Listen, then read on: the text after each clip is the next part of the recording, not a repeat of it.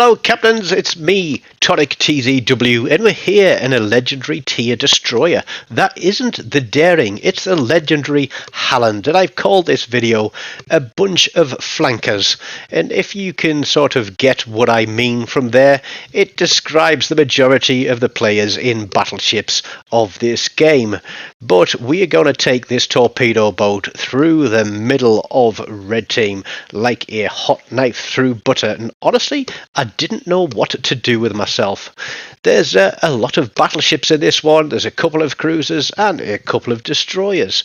Now, I haven't played a lot of this. I was running Jersey Swirsky instead of I can't remember the other guy's name now.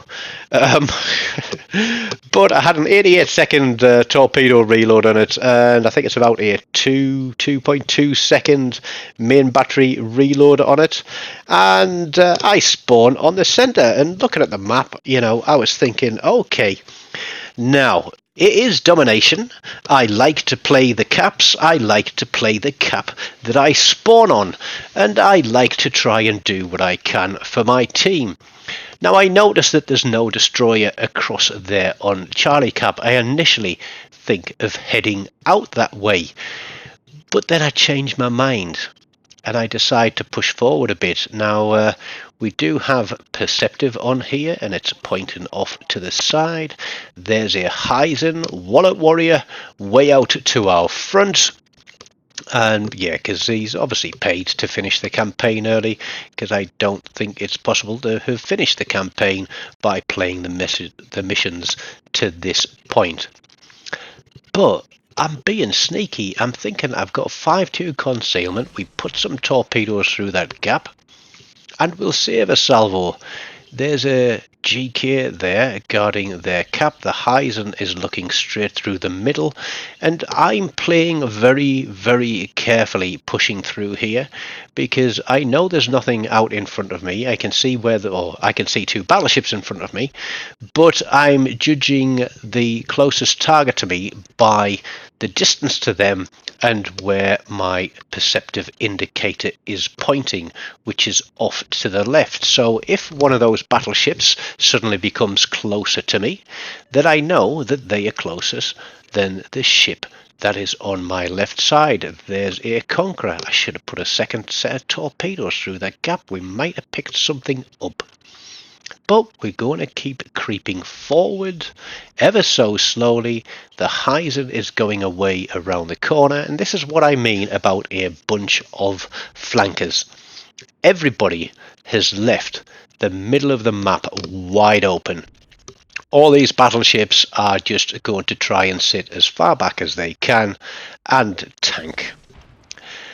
And that's just going to leave them ripe for torpedoes, because once I get onto this camp, they are going to know, once I get onto this cap,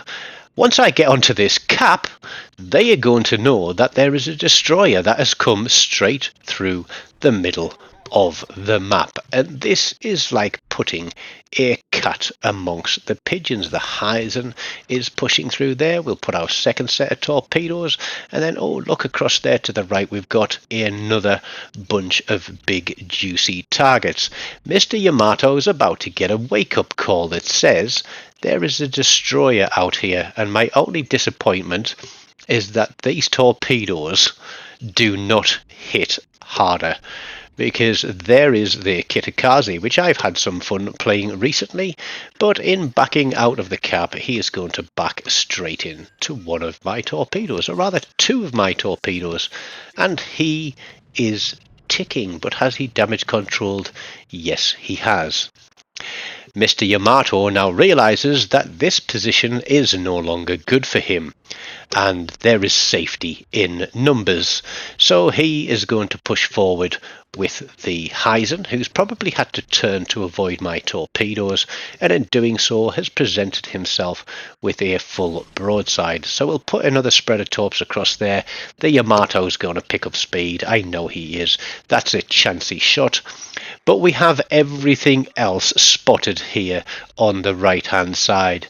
They are doing what we like to call island camping. They are rock hugging They are sat back there, parked behind an island, and yeah, we're going to introduce them to some torpedoes too. I know I'm sounding a bit smarmy doing this one, but it was just a absolute, schoolboy error to leave the centre of the map wide open. Now, it looks like Red Team have pushed into sea cap. We do have a couple of ships down there. I can keep pretty much everything spotted from here. We did put those torpedoes across to our rear now. They're heading across there. And let's have a look and see how they're doing. Did they get something? Oh, look, it looks like we might get a couple on that GK there. But what we're doing is we're moving away from that Henry IV, because there is still a destroyer out there. GK has taken a couple of torpedoes. We've now got the Heisen and the Yamato in front of us, and only 5 seconds before we get some more torpedoes up. But what is that Yamato going to do? It looks like they're doing a smart play here. They're splitting left and right of the island. But let's put some torpedoes down there, because we've got another set coming up soon, moving away from the Henry IV, and we're going to annoy this Yamato a bit. Now, the guns on this, there's only 2 turrets. They're not the most amazing, but he is ticking with fire damage, and what I'm trying to do is to get him to turn his guns onto me. Because if he turns his gun to me, then they're not pointing at those guys that on blue team are on the opposite side of the island. There we go, there's one turret. He gives us a little bit of a tickle. That was kind of him. But the torpedoes are running in. There's 1, there's 2, there's 3 with a double flood, and I'm going to leave him alone now, because there's the Heisen, and I think the Heisen is just about to disappear as well. So we're just going to kite away and pop a couple of shots in his direction. Do we get ourselves a kill? We do indeed. The Yamato there comes round the corner and takes an absolute slapping. So we're on just under 113,000 damage. We've only got the 1 kill. We've got a solo cap. We've split the middle of the map. Red team basically panicked once they knew I was behind them.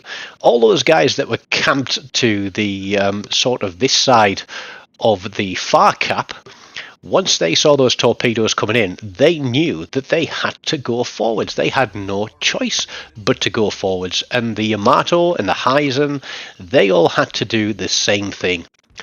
Now this Henry IV is pushed in to try and take a capture point back, so we are going to put some shots onto him as well.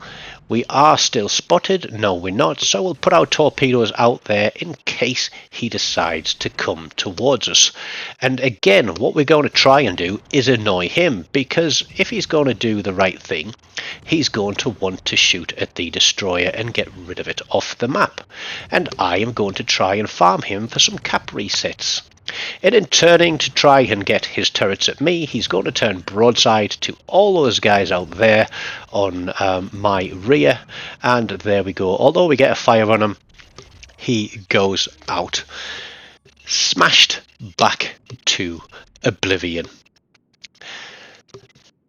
8.5 minutes into the game, thereabouts. In fact, yeah, 8 minutes into the game.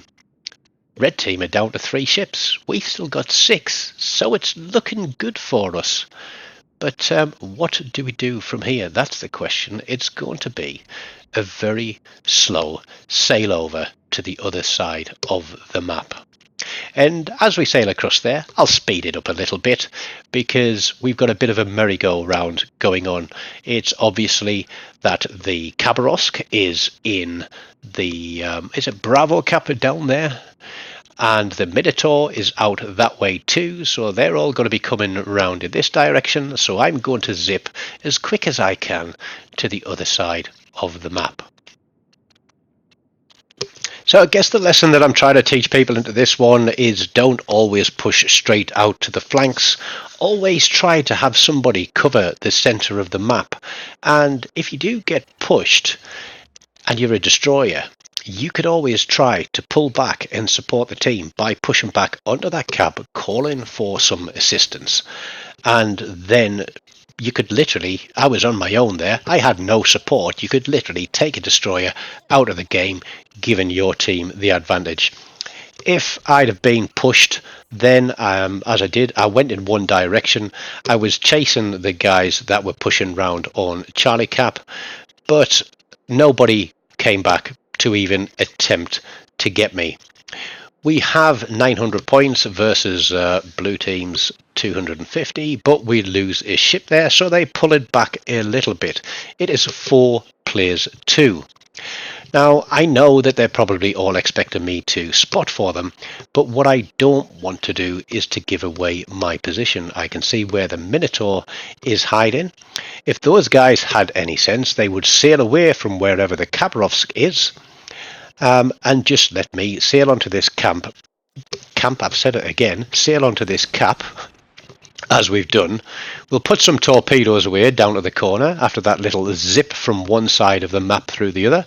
So we've come through the centre, we've gone off to the right hand side of the minimap, we've now come all the way across to the left hand side of the minimap, literally playing 3 capture points. Now those were sort of preemptive torpedoes. I can see how far away the Minotaur is, and I'm going to make a little bit of a boo-boo here, but the Minotaur is coming in my direction, so we're going to fire that second set of torpedoes. And looking at our concealment, we got 5.2. We know the Minotaur has torpedoes. We can see the guys coming across here, and we are going to draw this Minotaur out of his cover because he knows that it's me that's out here. Now, I'm not located, and literally, if anything, he should have known that he should have expected torpedoes, but with 1 second left on the cap, I accidentally sail off it because he was getting a little bit too close for comfort. And then I'm thinking, I've got a broadside Minotaur here. There's a battleship coming around the corner ahead of me. His guns are looking in my direction, but is that for torpedoes? He turns back to the battleship, and honestly, this AP is absolutely puny because I just don't seem to be doing anything. But in the Minotaur shoot at me, he's taken his guns off the battleship to his front. I'm running a heel, and the Grossaker first secondaries pick him up for the kill. I certainly don't mind anybody else taking the kill there. And will I shoot AP at a broadside Minotaur again in a Halland? Probably not. But there is the Khabarovsk. As predicted, he is running around the map trying to take capture points, and we could have had another solo cap here, but the points are going to tick us down towards the end of the game. So I don't know if anybody was cursing me for going through the middle and leaving them a little bit exposed, but hopefully they will see the method in my madness here of going straight up the middle and getting rid of a bunch of flankers. So just under 128,000 damage, 13 torpedo hits, 12 floods, 1 solo cap, only the 1 kill. But as I've said, it's not all about damage. It's not all about the number of kills you get. It's about what you do for the team in the game. So there we go, 2,900 base XP. I'm sure if I'd managed to stay on that cap for 1 second more, we would have been on about a 3,000, 3,100 game. But there you go, another little lesson in Legends. It's not only 2 brothers that you can go straight up the middle of, even though the greatest Doug will tell you that that is only map that you should go straight up the middle of. Don't forget, smash the like button, leave me a comment, subscribe to the channel if you haven't already done so, and as always, take care of yourselves. Until next time, goodbye.